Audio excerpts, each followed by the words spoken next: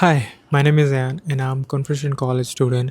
I moved here from India about a year ago, and today I'm going to answer some common question asked about study permit.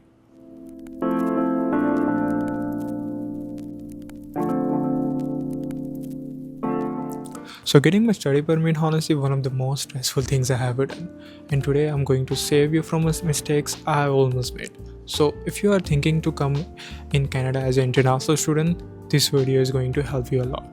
What type of visa or study permit did you apply for? As an international student coming to Canada, I apply for study permit. And just a head up, this is not visa, it's actual study permit. And I didn't even know this when I started. To explain this, you apply for study permit and you get approved by IRCC. Then you're gonna receive a letter of introduction which will get you a visa or ETA, allows you to come to Canada for your studies. But when you arrive in Canada, you're gonna receive an actual study permit. You will not receive your actual study permit in your home country. You will receive when you arrive in Canada.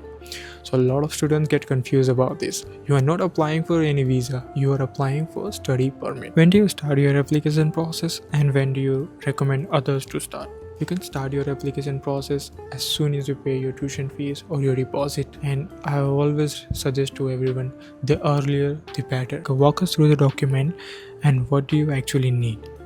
So before you even start your application process, you need to have all your documents ready as soon as possible. And trust me, this is gonna save a lot of stress and struggle.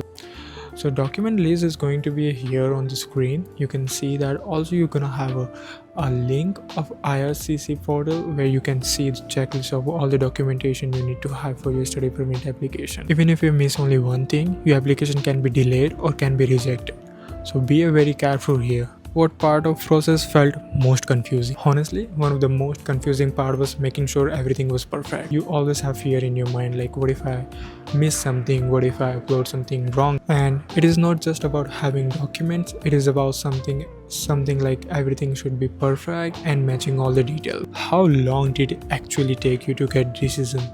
So for me, it took 15 days after I submit my application, and this was actually very fast. I was so surprised about this. But this thing is very important. Processing time is different for every country, so you cannot just rely on someone else's timeline. Every country has its own processing time, and you can check that on your IRCC portal by yourself too.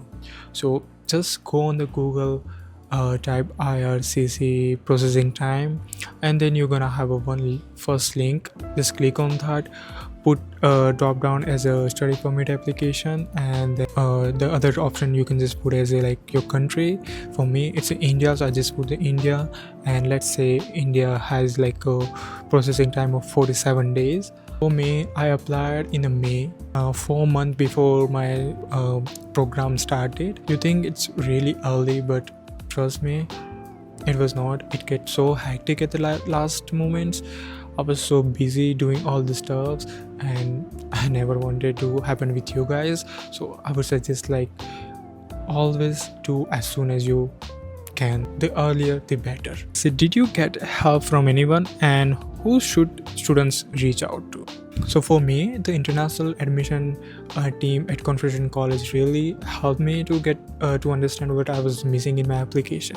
So I would suggest all of you to email college and ask college, and always remember that rather asking too many questions than missing something in your application. So for me, everything was become clear once I contacted our college international representative, and that's what I also suggested to you.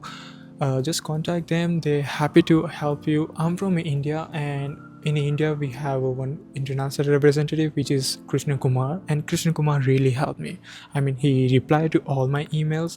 He even gave me his personal contact where I can text him directly, and trust me, he was constantly helping me out, and he was the reason I clear all my issues. So that's all I suggested to all of you, that you can just ask your international representative of your country, like in the South Asia, in India we have Krishna Kumar.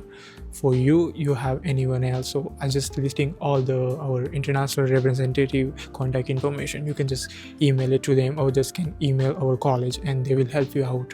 No question is big or small, so you just ask your questions and clear out all the things. I don't know why a student doing that. I was the one too. I was also hesitating to reach out, but once I reach out at the first time, it get much better. How stressful was the process? Honestly, it was really stressful.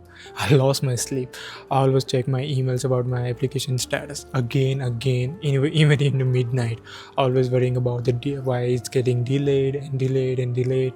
But trust me, every international students go through it, and you have to be just calm. And this is totally normal.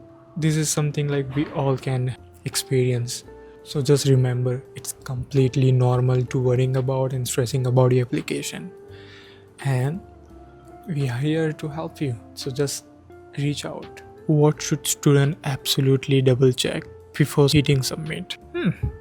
This is very important. And I would say, do not just rush. Take one step back.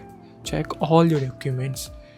You have your financial proof meeting the minimum requirements, you have completed your biometrics, you have completed your tuition fees paid. Bonus tip is just to triple check before you hitting submit. And one thing I like to add is like making sure you're not missing anything or adding any wrong documents in your application. A lot of my friends got rejected their study permit just because they uploaded something wrong in their application. Even though they have all the correct documents, they are meeting all the requirements, but they still getting rejection from the IRCC just because they are uploaded wrong document or something is missing in your application. And make sure everything is explained in your statement of purpose, in your SOP. How do I write a good SOP?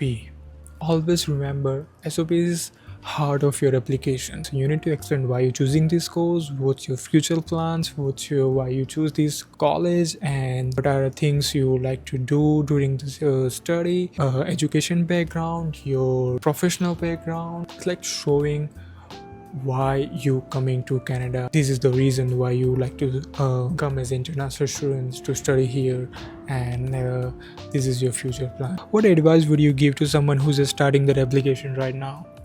If you are watching this video, you need to start your application right now, not tomorrow. Start now. You don't have to wait for the perfect time. There is no perfect time. You need to start your application as soon as you can, and always ask for help if you need anything. We always here. I might have said this like 100 times. Just reach us out whenever you need any help from us. What should I do if I get rejection? So if your application got rejected after your first try, don't panic, don't give up. This has actually happened to a lot of students than you think, and many of them got succeed after their first try, and you can be one of them too. So if you get rejection, don't panic. So most important thing is to carefully read your refusal reason, see what was missing or unclear in your applications, improve that and apply it again. And if you want to make your application more stronger, reach out to us, reach out to college. They will help you out to make your application more stronger. How did you feel when you got your approval? I was honestly so surprised and so shocked about it.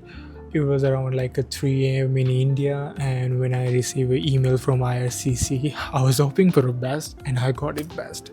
My study permit got approved, and all the stress, all the late night worrying, all the waiting was worth it. It was worth it.